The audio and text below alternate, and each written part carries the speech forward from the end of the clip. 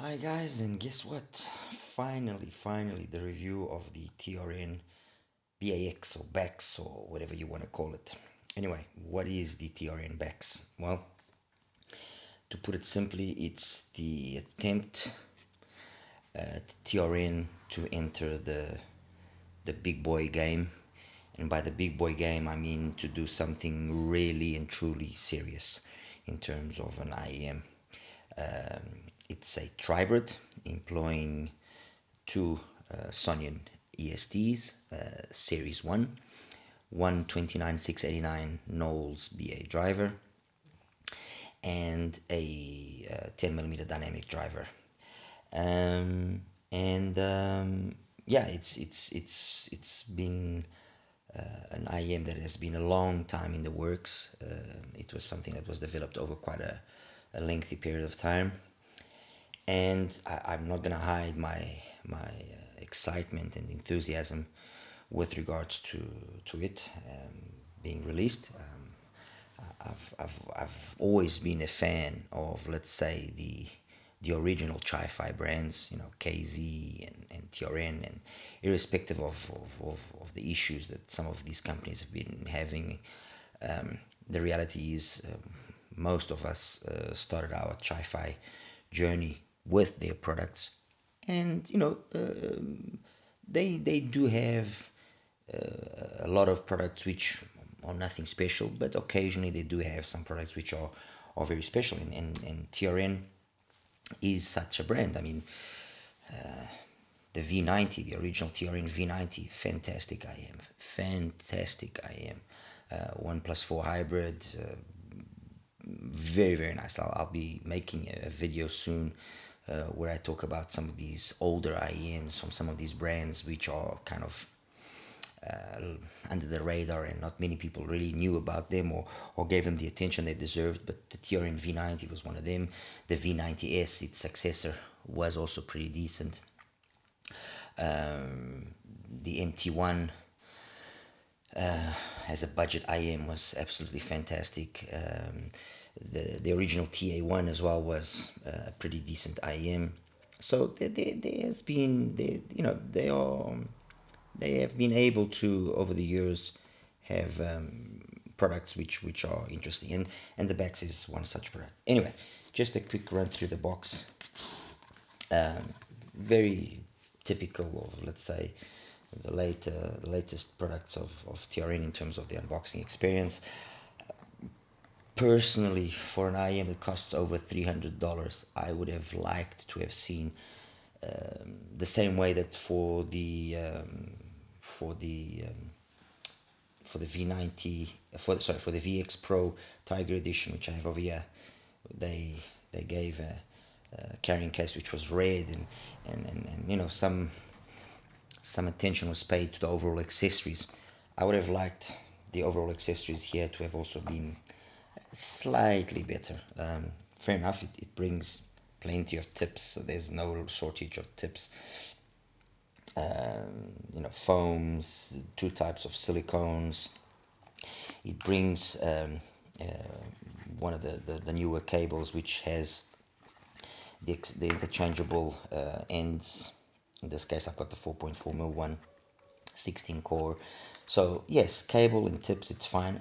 I think just the case would have been nice, especially when this is such a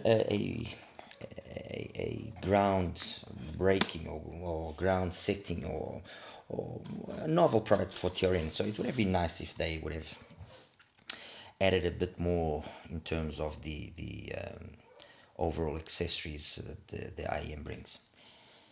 As for the TRN, well, as for the actual IEM itself, yeah, I have it in my hand. And let me start by saying that this thing is big. And when I mean this thing is big, I mean this thing is large. This is a EJ07M, okay, next to it. And the EJ07M is not a small, not a big IM. It's an average sized IM, and it is dwarfed completely by the BAX. It completely dwarfed. I mean, seriously, TRI i3 Pro as well. Again, pretty decent sized IM, and it's dwarfed by the BAX. So the BAX is anything but small. What does this all mean in terms, in practical terms? Well, it means that it's not going to be an IM that's going to fit easily to start with.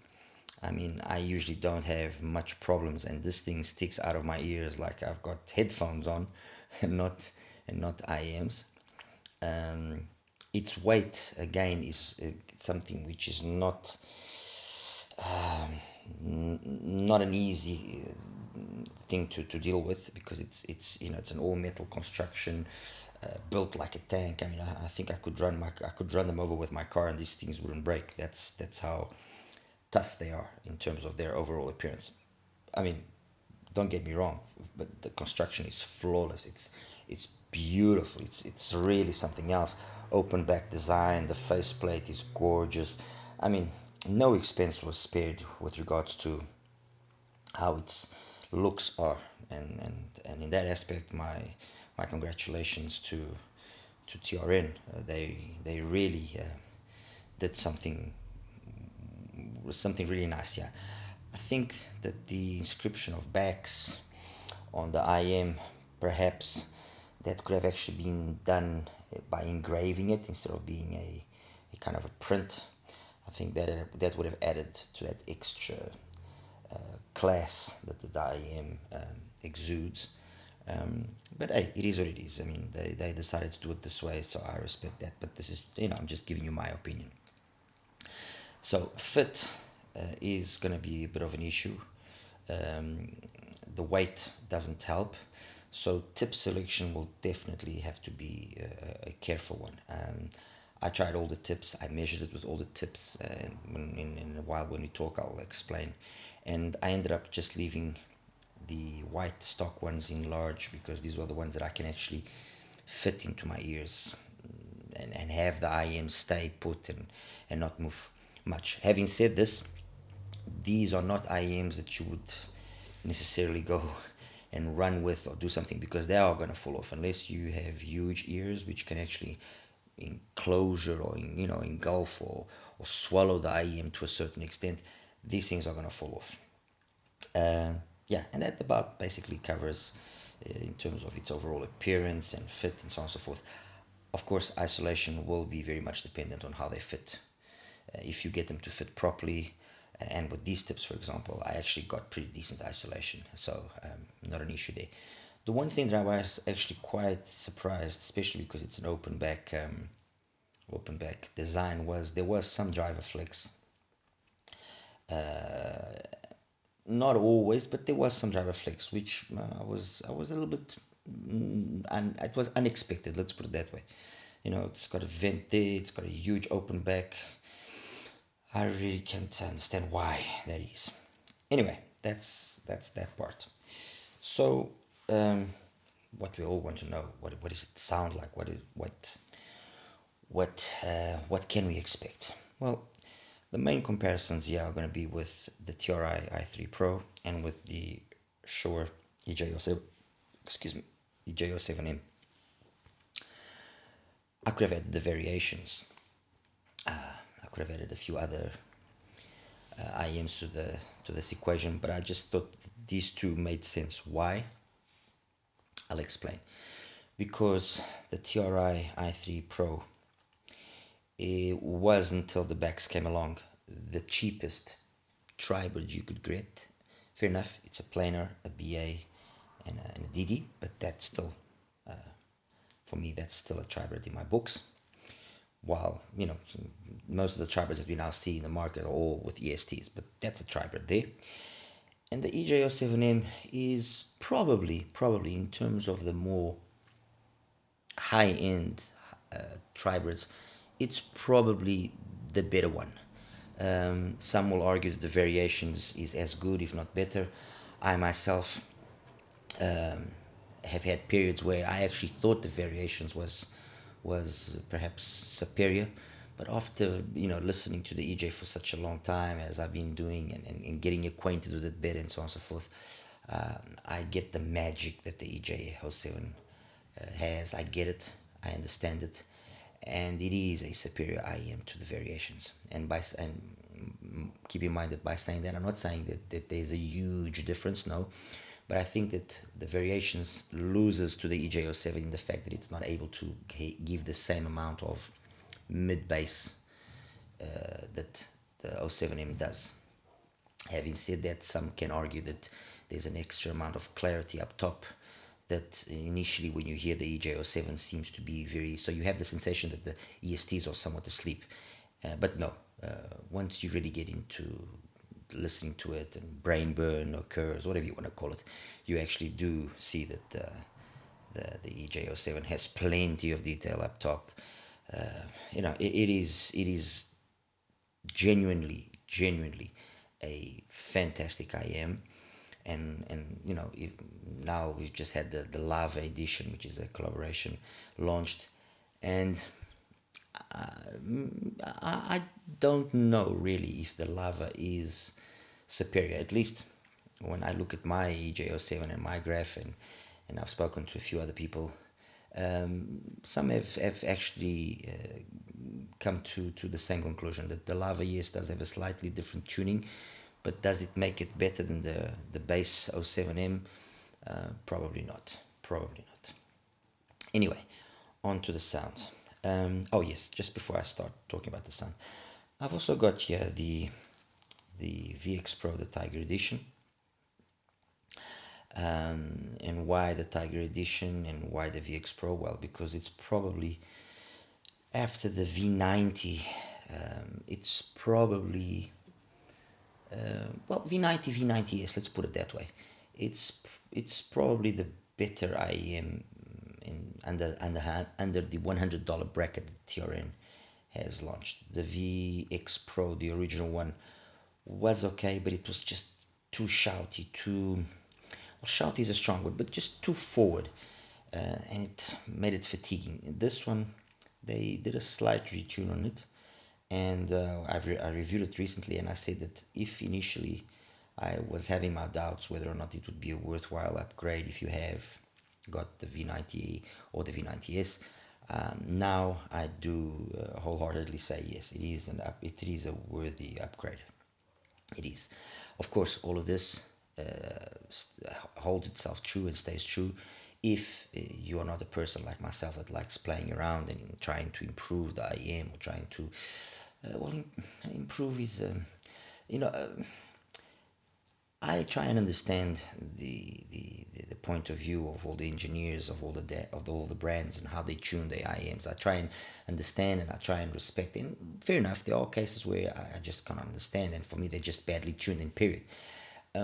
So when I say improve, I mean I try to adapt them more to my personal taste. Some people might take offense to that and think that I'm disrespecting what they've done. No, I'm not disrespecting what I've done. I think it's human nature. If we weren't like this, things wouldn't improve. We would just stagnate, and that's it. And there are IEMs which are worthy of trying to getting a little bit out of them, and the V90, V90S are to such IEMs. And the VX Pro, they kind of just basically have done what I have been doing to the V90 and the V90X for quite some time, which is very subtle changes. And yes, VX Pro Tiger Edition, really nice IEM. It's still a little bit forward, but overall the sound and the overall coherence of the presentation is very nice. And I've also got here the GS Audio GD3C, also at $100, because it is, for me, the go-to IEM if you want to buy a hybrid and you want to have a good sound, you want to have a good upgrade, you want to have a step up from what maybe you have. When I recently reviewed it, I said it was a cheaper, or it was an accessible alternative to being able to obtain something like the C Audio Yume, the Midnight Edition, or the AudioSense AQ4, in the sense that it offered a mature tuning, a definite upgrade over the 3A, which was already a fantastic IEM. And so on that stepping stone, you know, on those upgrades that some of us want to do or can do or are able to do, the 3C is definitely one of them. The TRI i3 Pro, let's start with that one there. It's an IEM that has, actually, let me just get its curve here and explain it through there. So I guess it's okay. Let's talk about the i3 Pro. There we go. So that's the i3 Pro. Get something to point. What can we say about it? Well, very simple. Definite sub-bass focus. Nice way that it actually marries into the mid-bass. So there isn't much bleed. By 200 hertz, it's almost flat. You then have a very mild pinna gain. Stays again flat, has a dip, and then has a couple of peak, and so on and so forth. What does basically all of this translate to? It translates to in that, first of all, sometimes this let's say thin way that things have been done here has its good points and its bad points. Its good points is that it doesn't add, or it doesn't thicken up the mids to a certain extent, but it robs away some energy needed, you know, on the male vocals and female vocals. And because this IM as well already is somewhat subdued in that 4, 5, 6K area, which is good, mind you. So, you know, there's no sibilance. Sibilance is something which just doesn't exist in the i3 Pro, at least in my opinion. It can sometimes make the presentation overall seem a little bit dark, a little bit closed in. But the truth is, and this is my opinion with my musical tastes and everything, I find it a very pleasing earphone to listen to, not fatiguing at all. And really, I want to say that what is the only thing that really disappoints me is, not disappoints me, again, it's a strong word, that I would have liked there to be a little bit extra energy, is just in this area here. You know, if instead of just dropping off, they would have just given it a few extra dBs, that would have just opened up the whole IM to a more dynamic capability in terms of detail retrieval, in terms of also the imaging would have improved, soundstage. But overall, it's a nice sounding IM. Really nothing that can be flawed, especially at the price of around $200 that you can pick it up for. Then let's put the EJ07, because the EJ07 is actually, well, change the color here of the EJ. There we go. Okay. When you basically put the two together, the i3 and the EJ, you see there's not that much of a deviation in terms of what has been done in the sub bass and the mid bass and the transition into the mids. It's actually quite similar, and like I said, on the i3 Pro, that's been very well done. But then where on the EJ07 things happen in a more correct manner is then the way the pinna gain is done, how it stays nice and flat, gives us that little extra energy that we need here in this area of the 4, 5, you know, upper mids, so that it just opens up the voices, the female vocal especially, and adds, you know, to the detailed retrieval capability. And then, you know, what you see here is what the i3 Pro could have had done. But we're talking $600 versus $200, so obviously, I guess concessions or certain things have to be reassessed on how you do it. But overall, EJ07, there's really nothing that one can falter. There's it's one of those IEMs that you listen to it and it does everything so with such good manners that there's really very few occasions that you say, this is wrong. And again, I'm talking about myself. I mean, everything from Gregory Porter to let me just give you a few examples here of songs that will actually help out in better understanding what I'm trying to say. 1 second, please. Okay, so let's open up here. Okay, so some songs that I think, or that I consider, that are very well done in the EJ07M, for example.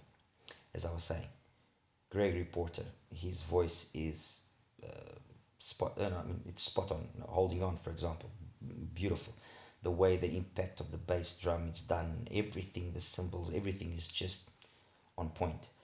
A female voice that is done extremely well, but well, again, for me personally, is, for example,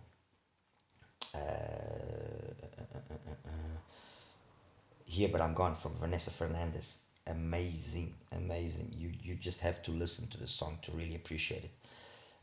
Another one, I've mentioned Holding On. Tequila Moon from Jessie J, beautiful.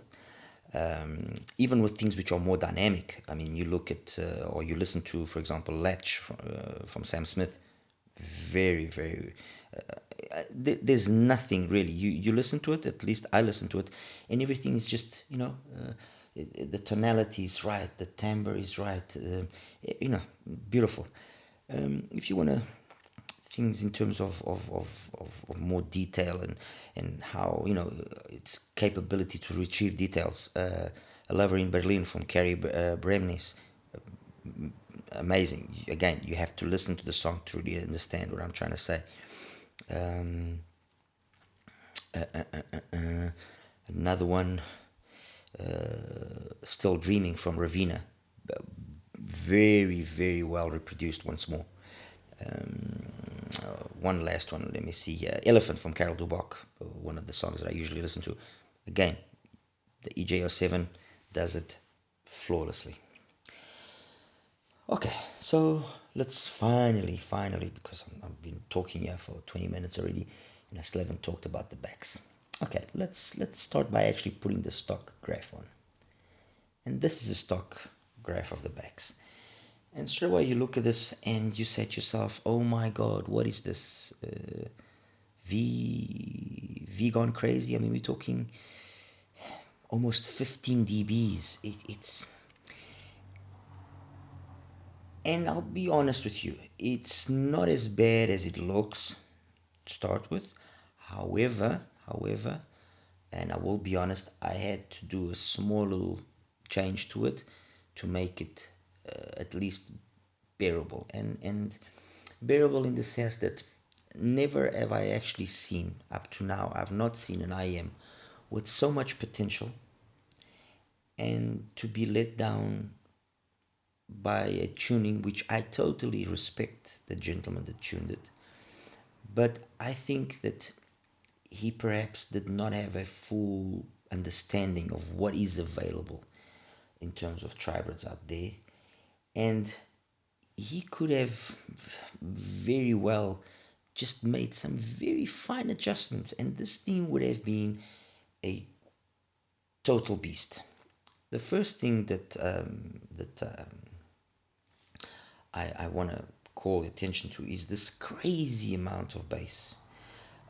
I think it might be down to my unit in particular, because I saw HBB's graph of the backs and I saw the actual stock factory graph, and the bass is no way like this. It's a much more subdued bass. Actually, the bass is very much like this. Let me just show you here quickly. TRN.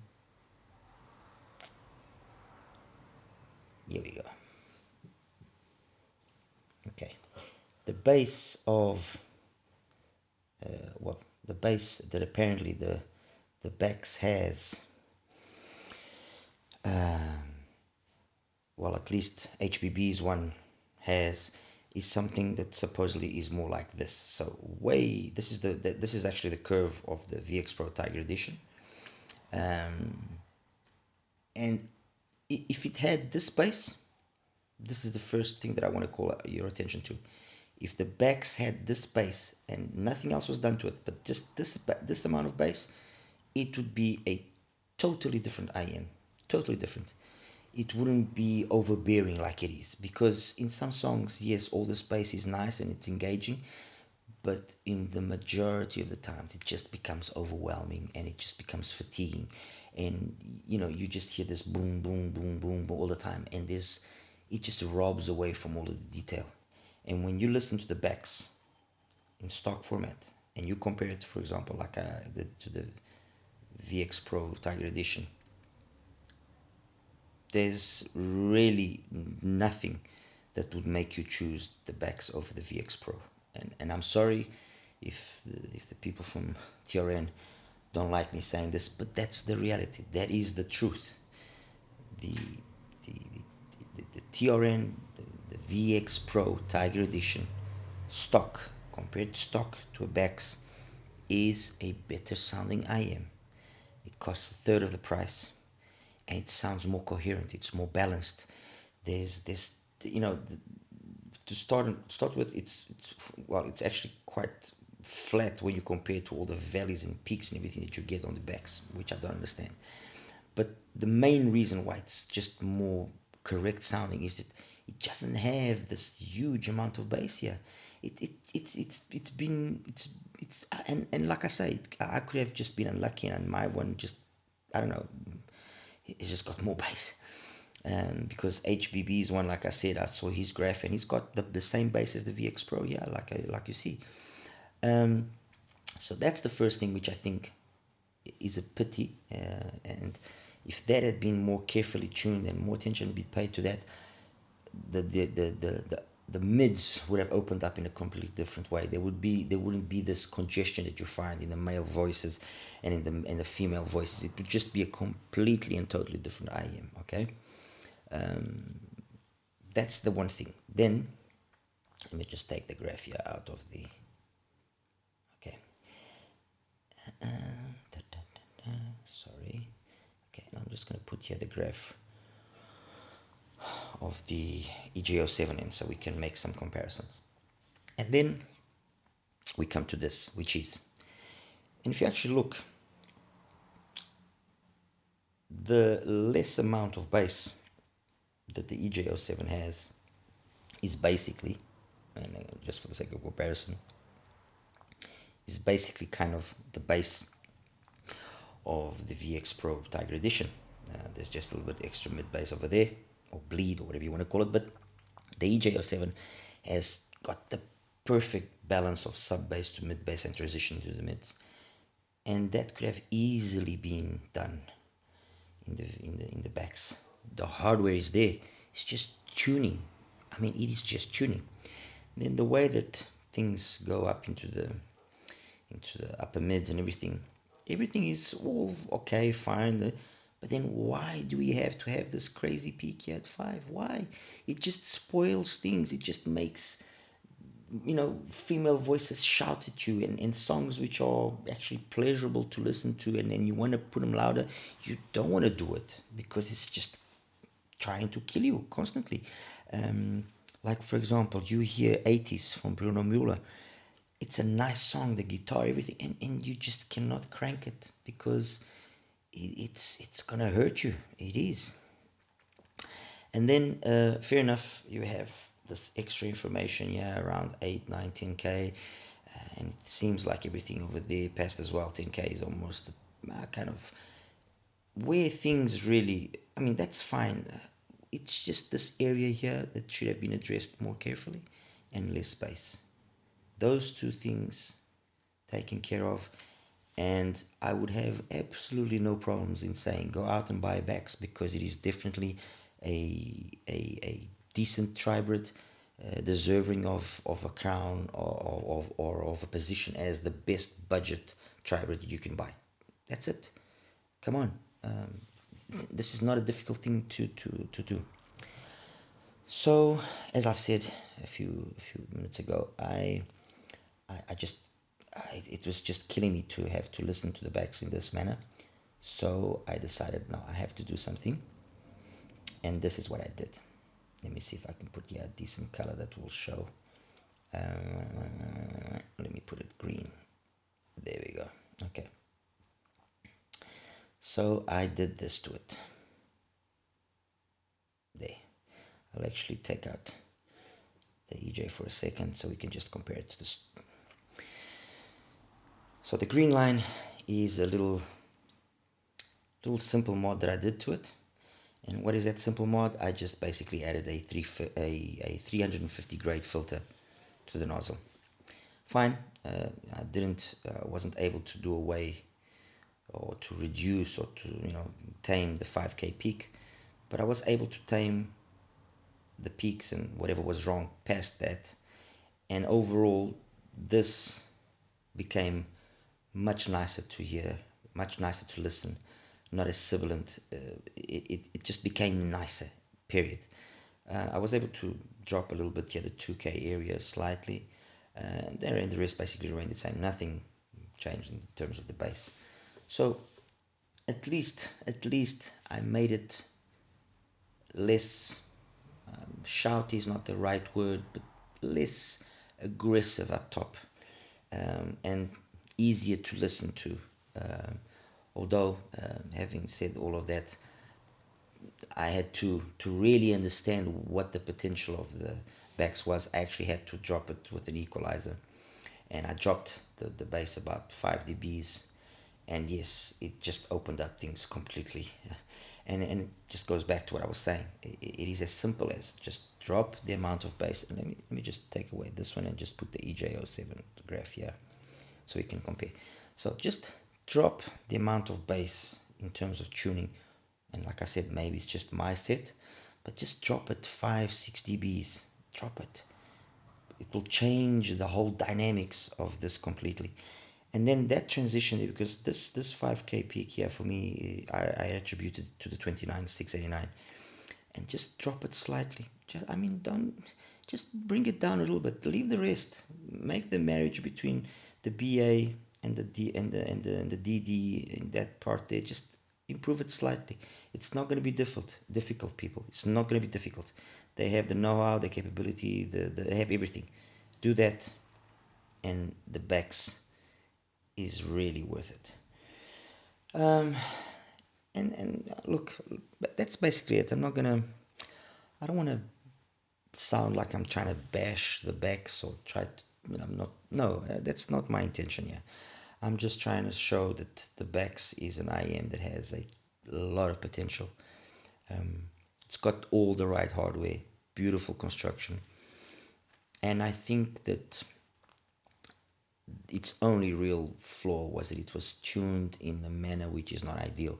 And it's not like this formula hasn't been done, because you look at the Duno, the EST112, and it's basically the same formula that we have here: 2 ESTs, a BA, and a DD, and it's got a way nicer tuning. Okay, fine, some people didn't like it as well. Well, we can't all please, but the EST112 compared to this, well, there's really no comparison. And I think that they could have done that. They could have basically just followed the tuning of the EST112, maybe give it its own little TRN touch, but they would have made it a much nicer IEM to listen to, and it would have been a definite winner in my books. As for the rest of the things in terms of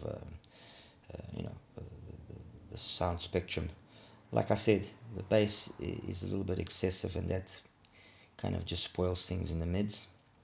The treble is very nice, actually. The treble is very nicely done. I really didn't find anything that I didn't enjoy about the upper treble, anything apart from that sibilance that you find there in that transition between the upper mids and the presence area.